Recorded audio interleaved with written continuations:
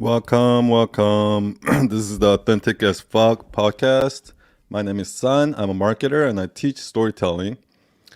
Today we're going to talk about uh, probably about coming up with content strategy, content planning, like coming up with a plan to, continuously create content, as well as probably we'll get into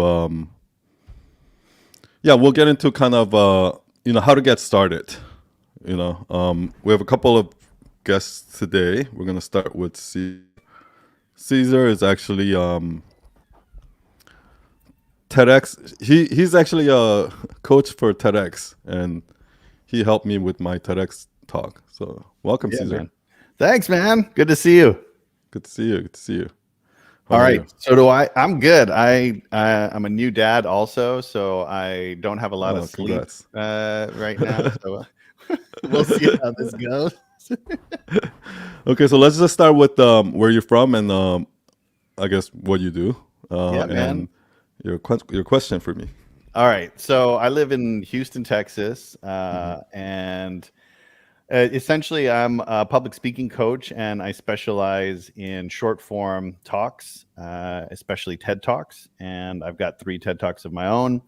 And it was because I love teaching and coaching. It was this sort of natural transition for me to, start being a speaker coach for TED. And then I've created my own business as well, where I help people land and deliver their TED Talks, and also work on other stuff like any kind of presentation. Essentially, I work with folks on. Got it. Got it. And what's your first of all, uh, neighbor? I'm also in Texas. Yeah, Just Austin. for those people, those of you who don't know. So yeah, what can I what's your question? What can I help you with? Yeah, man. Okay. So my business is a lot of referral basis, but it's also expanding, and folks want to help leveraging their talk to get more speaking gigs. It's growing, right? And so yeah, similarly, I just want to continue to expand my reach, and I really have not done anything social media wise except my Facebook group. Okay. And so I'm looking to just take the long form content that I already have or create, and that is I do one-on-one coaching calls, group coaching calls, and then I do events essentially where I'm inviting someone in, similar to like a podcast. We're having a conversation, they're teaching us something, right? And for me, it How kind of often has you do those? each of those. Yeah. So, I mean, every week I'm doing, Oh, okay. So it's yeah, consistent. Okay. at least one of those I'm doing every week. So the events I do once a month, the one-on-one coaching multiple times a week, the group coaching once every two weeks. Okay. Yeah. Um, so I've got the stuff, and really what I like the strategy that I'm trying to uncover is what can I mine for that is going to get me like the best return, right? Part of my What do you mean mine for? Like yeah, like which content? yeah, how do I Like so if which I piece? was How do you know which piece is the best piece? yeah, so if I was to like say, okay, I need help with this, person, Hmm. so go watch this hour, and here's what I want you to extract from it, right? So Okay. distilling that down for someone who might be helping me do it, or even me at first, who's just kind of like uncovering it, um, so that we can create the content right where I'm not like just trying to create original content all the time. Because Okay. yeah, so that's the first question. So how do you take a piece of how do you take the existing long form content you have now, as Mhm. well as like the form content you're continuing to?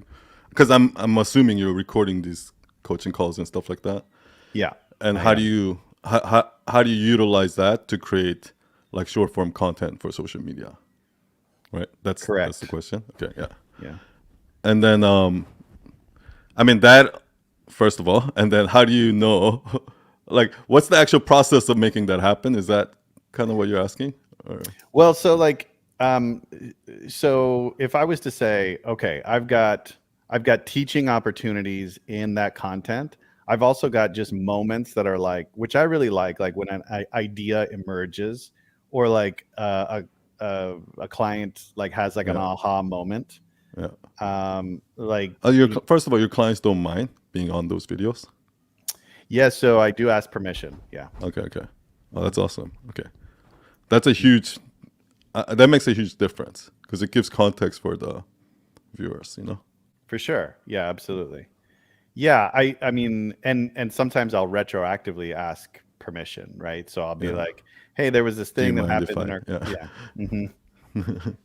Yeah. Yeah, So that's a smart move. So I mean, you have tons of content in there already, but I don't know if you should really think of it in that strategy in terms of like that. Okay, so let's back up a little bit. Like are you trying to get are you, I think my first question for everyone would be, including you, would be, are you trying to get mass? Are you trying to go like less, I guess, less audience deeper, or like big, like wider net, but then like, you know, not hmm. as deep? I guess that would be my first question. Y- Yeah. yeah, so Like what's yeah. your ultimate goal? How many customers do you want? Hmm. How many clients do you want? And then and at what product, at what price range? It's a tough question because, Yeah. like, generally speaking, like I feel like the success of my business has been on not asking that question, which is like, how do you get a client, right? And like, I know that maybe that's weird to say, but I feel like um, my focus has been on how do I do me, and how do I like actually help people get a result. And if you're like Yeah, I hyper focused understand, on but result, yeah. I'm asking a different question. The question that I'm asking is,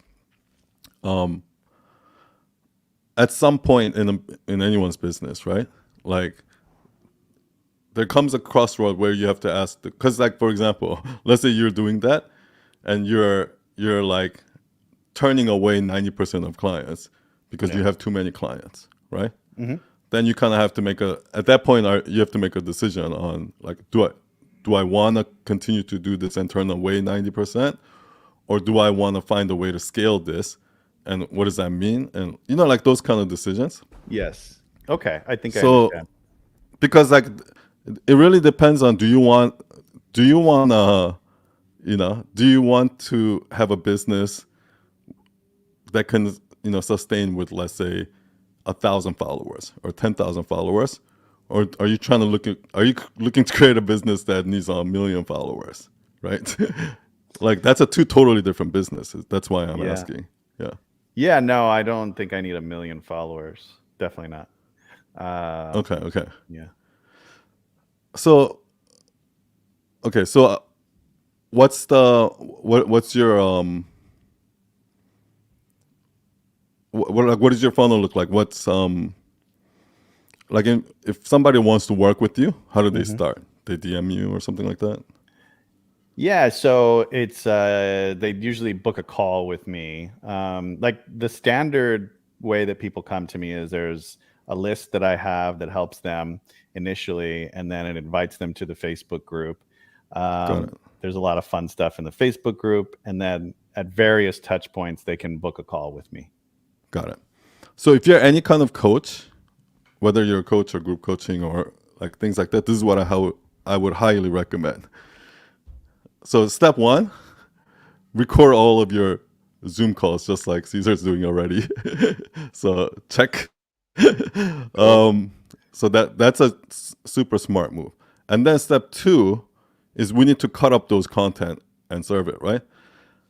Do not be specific on, okay, here, like what topic I should cover, because I think that's actually the number one mistake that a lot of people make. Because like I sometimes I talk about like confidence stuff. Sometimes I'll talk about copywriting. Sometimes I'll talk about sales. Like I just talk about all different stuff. But then I'm just gonna throw it all out in the wall, because a lot of people think that we need to be like laser focused on the content. But the truth is, it's more like you need to throw 100 things on the wall and see which two things stick. Yeah. That's the goal. So I would say just upload everything, right? So any kind of snippet, oh, that's cool. Boom, upload it. And I would say right now, focus your energy on 20 to 60-second videos, not like 3 minute, 5 minute videos. Yeah. Because I think the 3 minute, 5 minute video days are gone, and I think they're probably going to come back at some point. But right now, is the short form is winning the game. So 20-second to 60-second videos. Now, okay, for those of you who don't have that, right? Like who don't have Zoom calls with clients and stuff like that, what I would highly recommend is just get on a Zoom call with people you know or other people you know in the industry and just have a one-on-one conversation. Like any kind of conversation can turn into a content, because when you're having a live conversation, I feel like we say stuff that we normally wouldn't normally say, like in a video or something like that. So do that. So have that long form content, like start a podcast or something like that, right? Now that you have all these footages, how do you turn them into content? You have two ways. One, you can learn how to do it yourself, or you can hire video editors, right? Let's talk about one first. I would actually advise everybody, no matter who you are, to start with one. Learn how to do it yourself. Like, I have like a quick tutorial video on, like Night Owl Nation Monday Masterclass on video editing. I forgot exactly which week, but it was something about video editing or how to turn a podcast into video or something like that. But anyway, I'll find it. So in there, I talk about how you should be editing the videos, right? But just to kind of recap, what you're gonna do is you're gonna watch what I did in the beginning, watch the whole thing, the hour long, or after a while, what you're gonna do is in that conversation, at the end of the conversation, you're gonna already kind of know, okay, in this conversation, like I said this, which could be cool or something like that, right? So you make a note of that or something like that.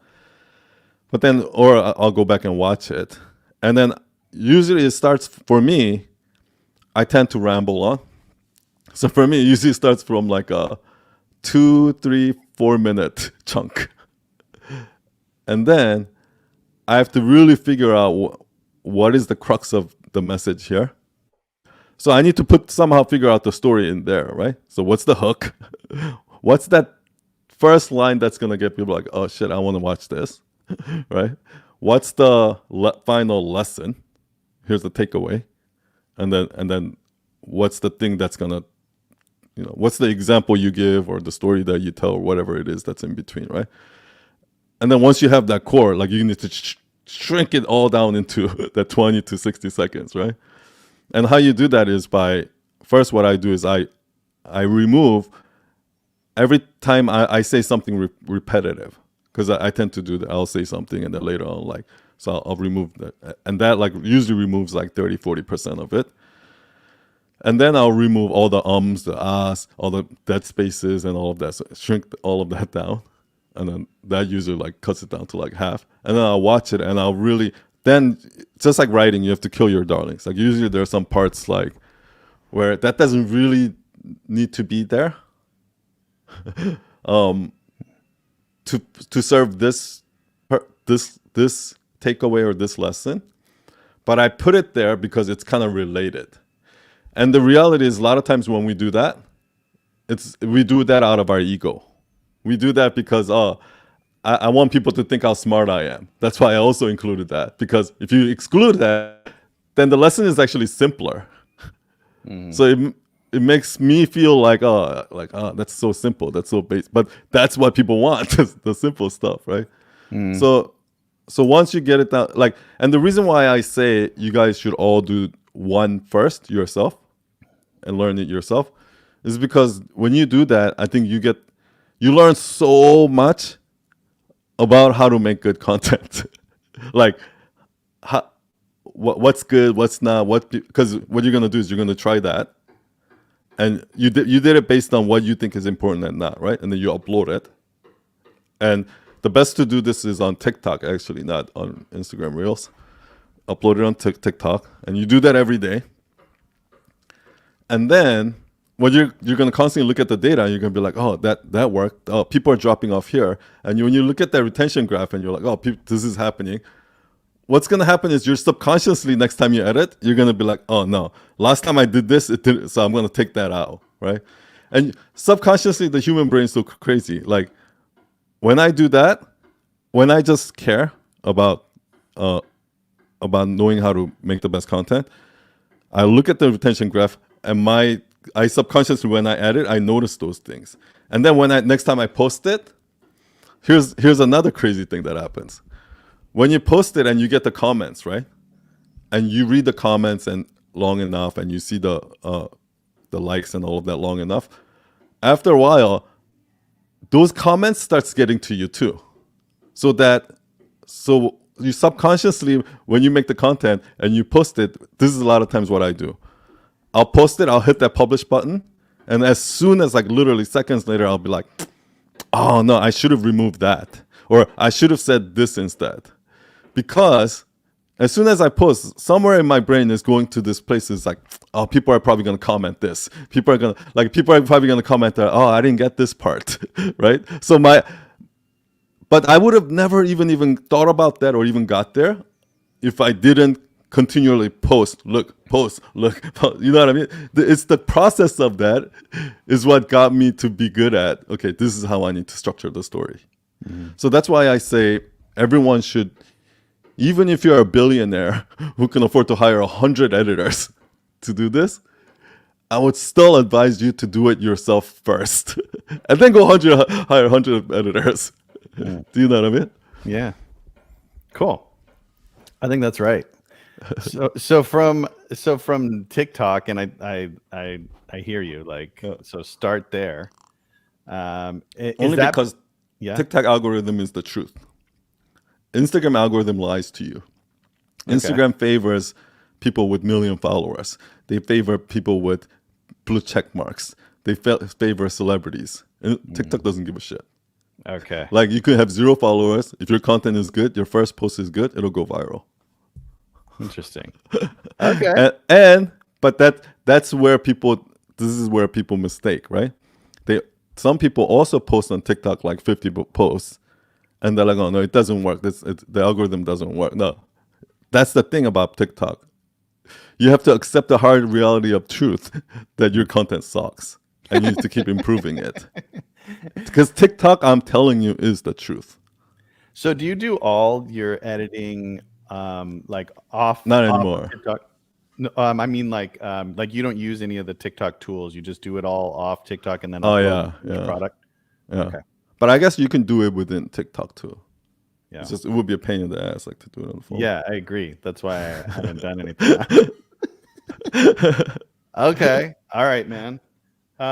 So if I heard you, it's basically like don't make the decisions before you just try stuff and put it up there. Focus on 20 to 60 second content, and then basically watch it and see what it's doing. And it's gonna take you time. Trust me, it's gonna take you some time in the beginning to do it, right? And it is an investment, but don't think of it as an investment for social media. Think of it as an investment for you to learn how to tell 20-second stories, right? Like that people are gonna like. So think of it as that first, and then eventually once you got it, I guarantee you, like right now, what I did was that used to take me like 20 hours a week. So it was eating into my schedule huge to a point where I didn't have time to do it. So what happened was for a month, I didn't post anything because I didn't have the time. So then we hire like some video editors. And now I'm asking, like I am working with them and training them to understand, you know what I mean? But that's going to take a few months. Yeah, I got it. But then so even creating that empire takes time because you need to hire a video editor, train them to get to that point, train them. And then once you have 4 or 5 video editors, then you can start pumping out content at scale, right? So at first, does it even matter? Like, should I just focus on TikTok or should I just cross post everything? Post it everywhere. Okay. Just because, it's like one of those things, right? It's like a sales call, right? Like there's nothing bad that can come out of it. Right. Yes, even if like only a little bit of good comes out of it, there's nothing back that can come out of it, and Right, you right, already made the video. Why not? Right? right. Okay. Post it on YouTube Shorts, 100% on YouTube Shorts. Okay. Don't forget Facebook Reels, Yeah. because Facebook also has Reels. But when you post it on Instagram, it doesn't automatically post it on Facebook. Like Instagram will trick you to think that, oh yeah, we'll post it on Facebook Reels, but it doesn't. What it does is it posts it on Facebook Reels as your Instagram account. So when people click, it comes back to your Instagram. So if you have a separate Facebook account, you need to go to that Facebook account and And upload the upload it Reels separately. Yeah. separately. Got it. Got it. Yeah. Don't forget LinkedIn. For you, obviously, LinkedIn. You LinkedIn don't think overpost though. it's funny because I don't think of video like LinkedIn and video as like a thing. Well, I mean, if video is all you have. I mean, I would say if you have other stuff too, post it on LinkedIn too. But for you, for your audience, just because you're like because the people that at your level, right? Mm-hmm. The people that are looking for public speaking, I don't know if they spend so much time on Instagram more than like LinkedIn or something like that, right? So I would definitely like go after LinkedIn. Yeah, I guess I just haven't tested LinkedIn because my Facebook group is just where I spend my time, and it seems to be better for like business to consumer as where LinkedIn I think of it more as like I don't know, not that, but maybe I'm just wrong. I haven't used it. Yeah, LinkedIn is pretty good in terms of organic reach for me at least. Yeah, Okay. like it's much better than Facebook. And do you think I should be doing anything like at first when I'm creating this content to then like invite them to do something, or should I just be watching the like what's working like in terms of the content? Oh, okay. Um, So what I just talked about is only in terms of content, right? That's mhm. all I talked about. But the other side of the coin is if you really are serious about growing a community or growing social media or something like that, you should really be engaging. And I think that's like where the magic really comes when you Mhm. like the engagement doesn't work if you don't have any content. Because there has to be some place where people come to you and be like, "Oh yeah, this guy's content is good." Or, I like Right. something that says who you are, right? But then engagement is like, commenting, going out and networking with people, other speakers, and other people in your industry, and things like that. That is actually like I think for me, Instagram is like one of the biggest networking tool Mm. Yeah. because once you build an audience, certain amount of audience and a repertoire of your good content, what happens is like even though I don't have crazy number of followers, what happens is there are certain creators who are a little bit more respected by other creators, not by necessarily by the end user audience, Hmm. and you can reach those people. So what tends to happen is even though I don't get mass like millions of followers, Hmm. what I do is I connect the right people, the people, the right people Yeah. like that. And yeah, I can get a lot of like I've gotten a lot of business opportunities through just DMs like Yeah. that. You know? Yeah. Right on, man. Okay, perfect. Well, I'm gonna give it a shot. I'm gonna get after it. Awesome. Looking forward to seeing it. All right. Well, yeah, I'm gonna tag you in everything. I'm gonna Yeah, tag me. participate. Yeah, because we all Night Owl Nation, we have a lot of people who want to do TEDx. So I think it'll be super helpful for you to put out those content. Oh yeah, absolutely. Yeah, would love it. Thanks, Caesar. All right, thanks, brother. Have a Have a good great one. weekend, man. Peace. Cheers. Bye. All right, next we have Louise. Louise is a social media marketer.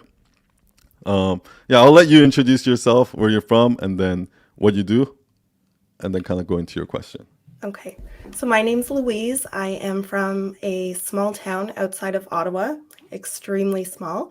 I was a nurse pre-pandemic, and I am currently working as a social media manager for very small businesses. I'm at a point now where if I want to grow, I have to hire, but I don't have any interest in growing the business. So, and that actually is kind of your fault. Yeah. So I wrote my brand story. Were you and happy then, before? I mean, Until you with the met work me that and I'm doing, not necessarily, but with the fact that I get to be home with my kids whenever they need me, with the fact that I don't have to get up and got it. leave to go to work. Yes. Okay. So it was better than your 9 to 5 job, or 100%. your regular job. Yeah. Yes. But I just feel like on social media, no one's social, especially the people who are hiring social media managers. I think that social media is a very powerful tool for building relationships and networking. I've built my entire business without ever using social media myself. All of my clients have come to me through referrals. I'm constantly turning people away just because I don't have the bandwidth. I'm one person. And I want to get into a place where I can help people to build communities and to build relationships the way that we do in small towns, where we're genuinely asking people how they feel, how they're doing, what's going on. Hey, I haven't seen you in a week. Is everything okay? And taking that type of relationship building online. It's awesome. But does that Well, exist? let me ask you a couple questions. Yeah. So, kind of explain to everybody, what does a social media manager mean? Like, you mean like engaging and like what does it entail? Yeah. Right. So these small businesses hire me. I create the content that they think, along with me, will reflect their business to help them bring clients into their physical location. So most of my clients Okay. have physical locations. So explaining what they do, educating on the services that they provide, trying to get them to open up and tell a bit of their story and their why and how they became this person that sells this service or provides this service. So making the graphics, creating and writing the captions, posting it for them, and they kind of just step off to the side and want someone else to run it.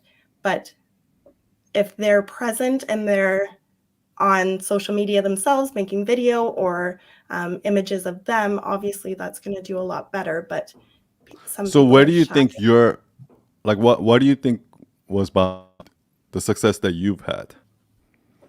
Why do I think I've had success in building this Yeah, business because that you I said have? you're turning away clients, right? I think it's So because yeah. of the relationships that I build with my clients, Okay. So right? so that Because personal relationship. Okay. Okay. Okay. Now look, let's talk going to what's your new. What is this, like a new yeah. thing? So I've 'Cause- done yeah. solely engagement for a few clients where I log into their account as them. They've gotten too busy to respond to their comments or to go out and engage. That I enjoy, like building a relationship. There's people that With they the want to audience. connect with but haven't had the time or ability to. So building that initial connection where you're commenting, you're having this conversation back and forth in the comments, and eventually it ends up in the DMs. So that I enjoy doing. But again, I'm only one person, so that's not a scalable business Yeah. either. So what's this new business that you want to do? You said you're like at a pivoting point, right? Yeah, so I think, and that's why I haven't been on social media myself, because I don't feel confident or comfortable teaching people tricks to grow their Instagram by 100 followers, because I don't think that even if they did, that they would view those followers in the same way I would. So I want to help teach people to realize that even if you only have 50 or 100 story views, if you had 50 or 100 people show up knocking on your door saying like, hey, I'm here, what are you doing? Like, you're gonna like shit Like your if you pants. engage with them, you mean? Yeah. Like, okay. Yeah. So you think that's a big problem, that a I lot of think it's a people doing huge social problem. People are Yeah. like, I want more followers, but they're not It's just all realizing systematic, yeah. that It's all each follower is a real person, right? And I think that's another reason people start online courses and they don't finish them, or they get into a membership and they leave because they get there and they're like, now what? No one seems to care that I'm here. So just building that connection. And So is it a new business, or 'cause I'm trying to understand like what? So it's one thing to have like a brand, right? And your message and blah blah blah, and then there has to be some sort of a product or business behind it that actually generates the revenue, right? So is it a new type of business, or is it just you think new messaging? Do you still want to do social media management? no. So So what do you want to do? Yeah. that's what my real question is how do I turn my Oh, what do you want? passion, Okay, my okay. vision into a product or a service? Okay. If you Oh can my help. gosh, I don't know if you're gonna like my answer. I was hoping you don't ask me that I'm because sorry. okay.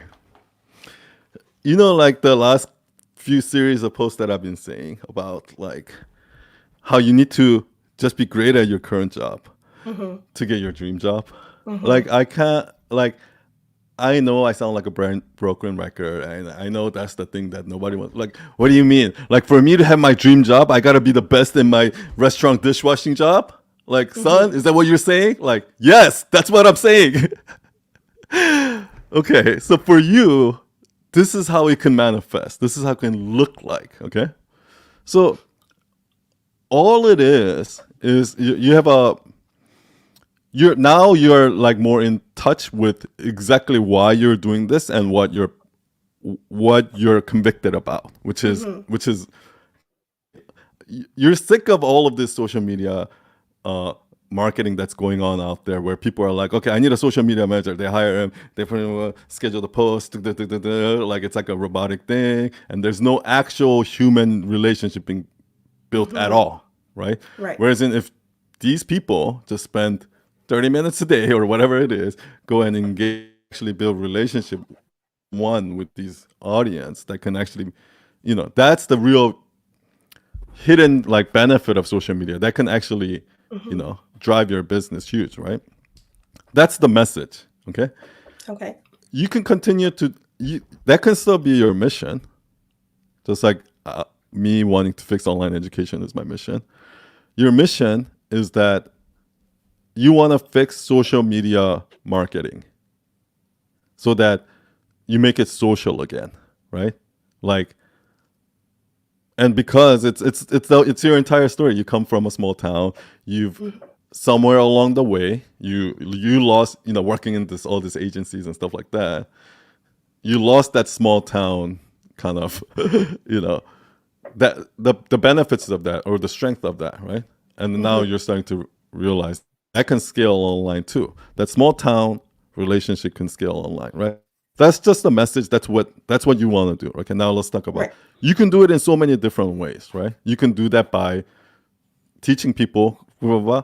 But I would highly, highly, highly not suggest you do that, because right now I'm building a community to do it, because I believe that the best way for me to do it to fix my goal, which is fix online education, is I gotta get them to actually learn, right? Like, so whatever the other online courses are claiming that they're doing, I'm teaching storytelling, I'm teaching Instagram, whatever it is that they're claiming to do, I need to actually prove to them, okay, I can actually make that claim come true.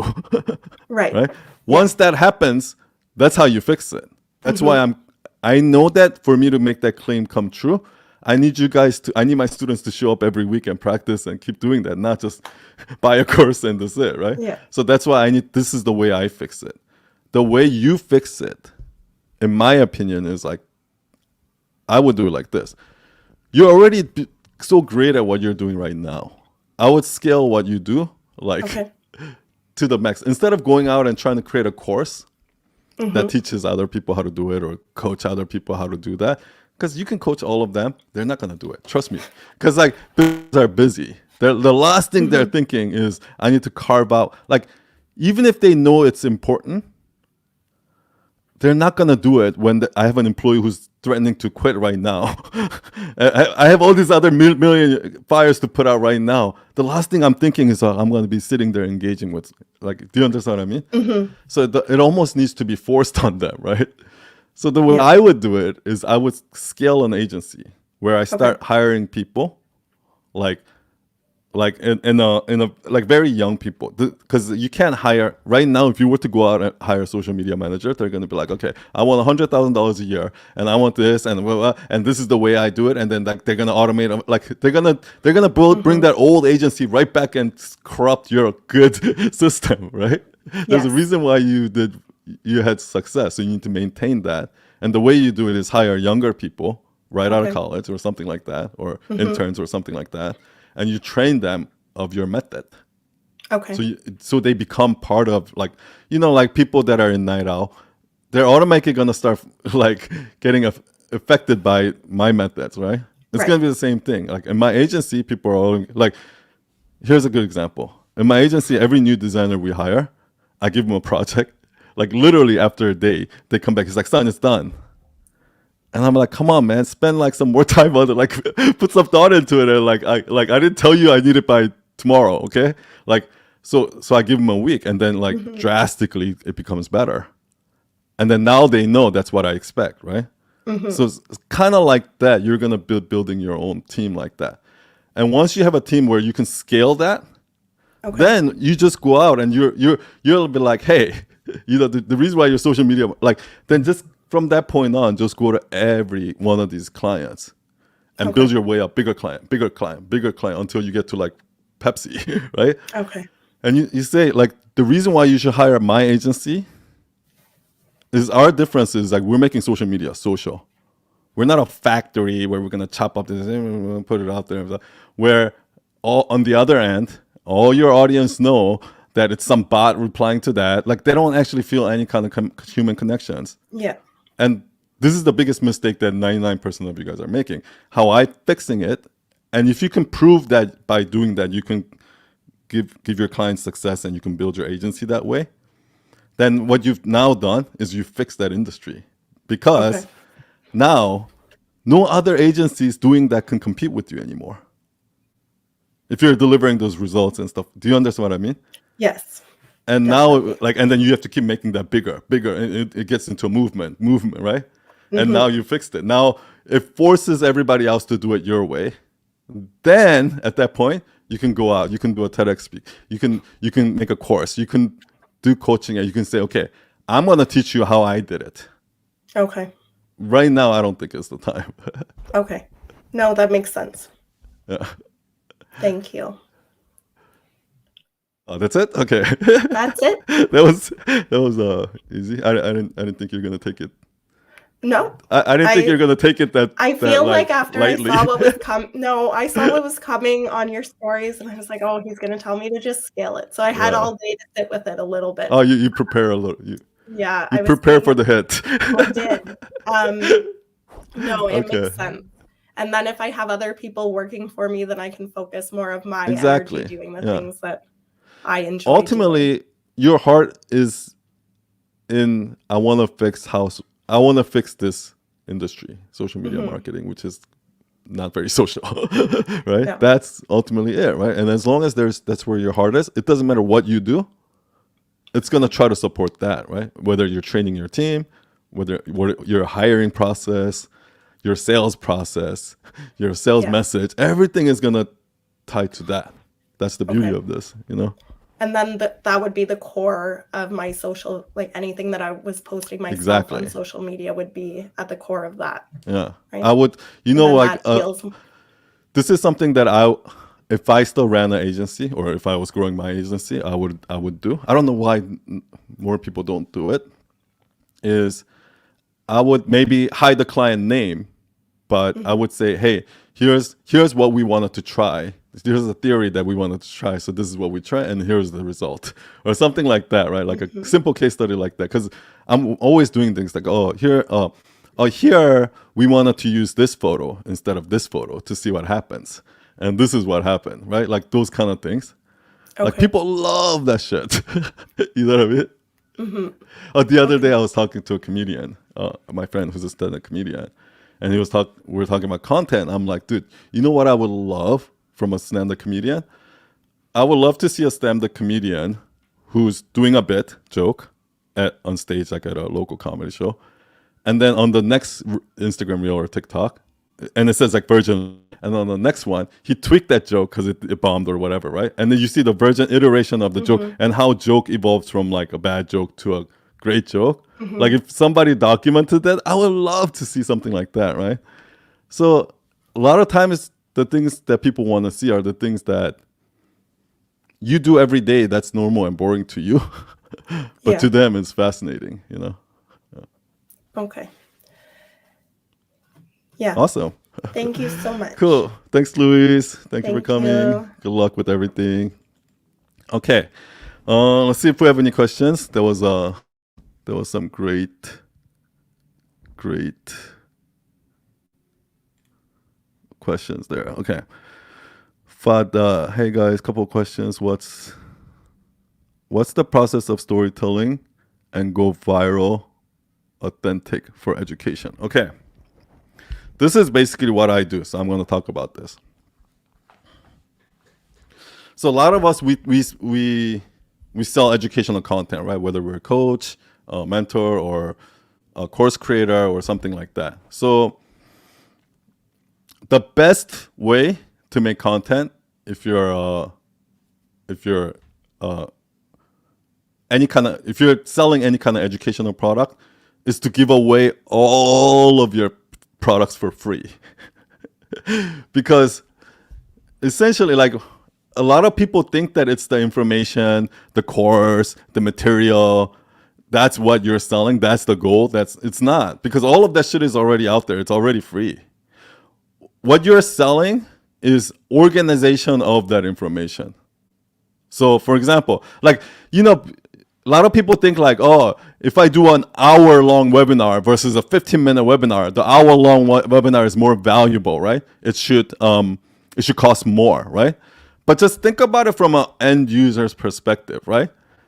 If I have to watch 100 hours of videos to learn something, like in detail, but if somebody has like shrunk that into 1 hour and broke it down and like organized everything and put it into a system so I can just do that 100 hours in 1 hour, like, that's what people are paying for. That's what a course really is, not the information, right? It's kind of like if you look at the Twitter files that are being released right now, right? So what's happening is, you know, there's all these like, you know, with Twitter, there's all these like apparently like secret Slack conversation, all this secret data within Twitter that's like being released. And they don't want to release it all at once, because what's going to happen is if they release it all at once, kind of like WikiLeaks, what's going to happen is that it's meaningless, because it's like somebody has to sift through fucking hundreds of hours of all this data, right? So that's useless. Just like if you're just giving the information by itself, useless. Somebody needs to go through it and organize it and spoon feed it to you so that you can learn something out of it. That's what you're paying for.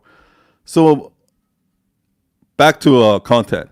If you're selling on the education, if you're a teacher, coach, anything it is, if you're selling any kind of educational content, don't hoard anything. Give your best shit, everything for free, right? Just put it into like little 20-second, 30-second, 40-second videos, and just give all your shit for free. Because guaranteed what's going to happen is when you do that, they're going to DM you and be like, oh, what did you mean about this?